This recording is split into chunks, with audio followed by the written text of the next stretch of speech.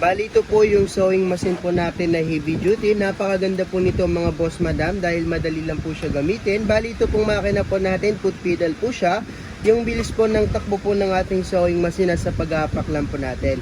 Una po, ito po yung ating selector type. Dito po tayo mamimili po ng mga design. Pagkatapos po, itatapat nyo po sa pinaka center point. Basta may tapat natin yung gusto natin, yun na po yung tahi na lalabas. Tapos, ito naman pong sa kanan po natin. Bali ito po pag nasa number 5, zigzagger.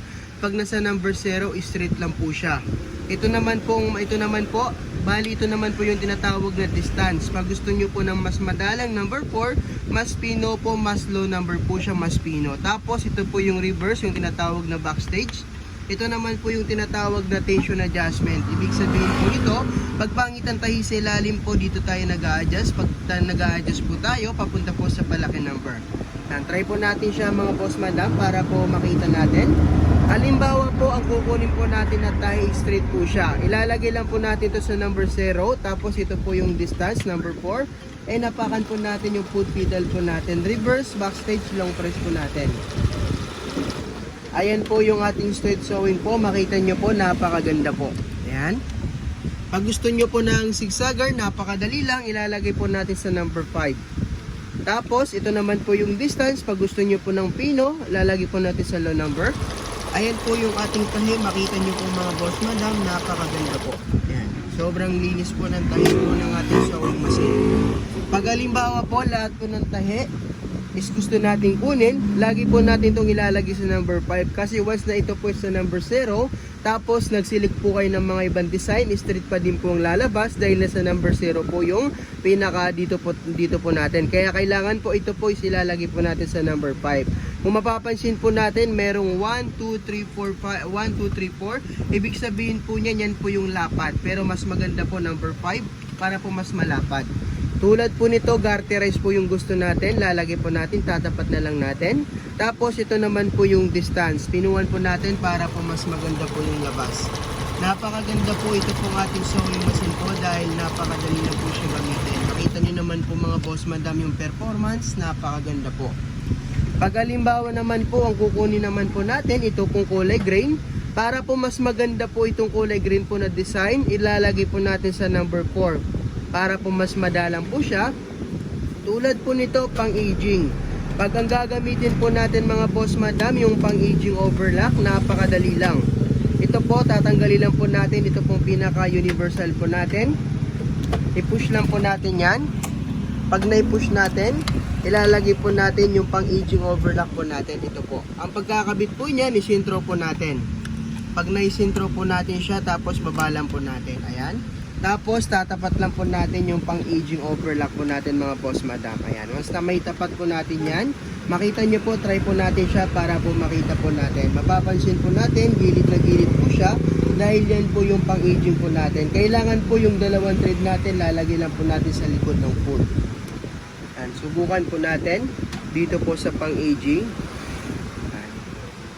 Tatapat, lalagay lang po natin. Makita nyo po, hindi po tatabingi yung aging natin dahil may guide na po yan. Napakaganda po itong sewing machine po natin dahil makita nyo naman po mga boss madam, pang all araw na po siya. Napakaganda po ng performance po. Pag okay na po, ayan po yung tahi po natin para po sa pang-aging, napakaganda po. Kung mapapansin po natin, pantay na pantay po yung tahi. Pagkatapos tayo sa pang-aging, push lang din natin yan. Tapos, ang gagamitin naman po natin yung pang zipper. Ito pong pang zipper po mga boss madam, left and right po yan. Una po right, tapos left. Kailangan po, laging ginagamit po ito sa straight, straight lang po yung ginagamit. Pag ito naman po yung button hole, pag gusto naman po natin ng button holer, ito po yung ikakabit natin. Tulad po ng ginawa po natin, pag ilalagay natin mga boss madam, sentro lang po yan. Tapos baba natin yung lifter para po ay maglalak naman po yan pusa pag binaba po natin yung lifter. Yan, try po natin sa button holder para po makita natin. Yan, napakadali lang naman po gamitin itong sewing machine po natin. Una po, ilalagay lang po natin to sa may sign po na button hole sa between 1 and 0 para po mas pino.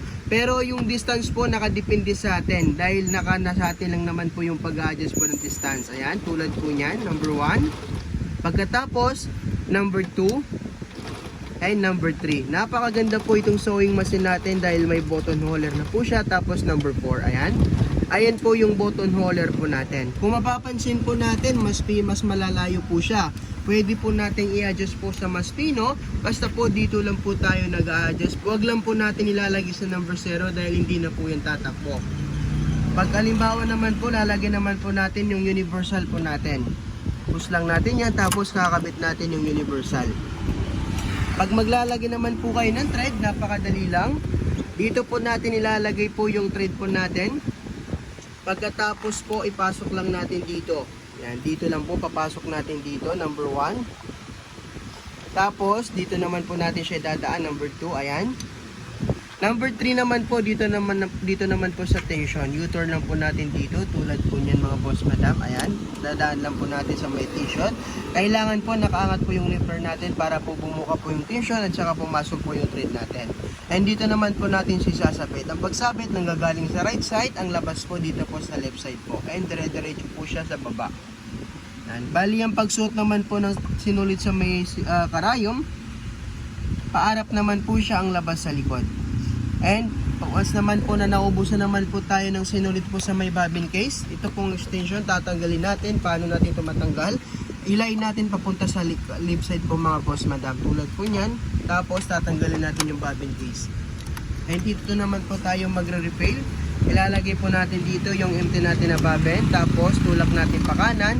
Hawakan lang natin to ng left side. Tapos ito po is luluwagan natin papunta sa atin. Ang paluwag po laging papunta sa atin. And makita nyo po mga boss madam, automatic po siya nagre-refill. Yung puno po nakadepende sa atin. Kaya po natin ito niluluwagan para hindi po sumama yung needle sa paggagalaw po mga boss madam. Pag okay na, tulak natin sa left side, ugutin natin. Tapos ang pagigpit naman po, backwards naman po, awakan natin ulit yung dito po, awakan natin to ng left side. Tapos higpitan natin papunta doon. Pag ilalagay naman po natin to, kahit ito po ibaliktaran, basta po may danyo po dito sa may kanal, sa may hiwa.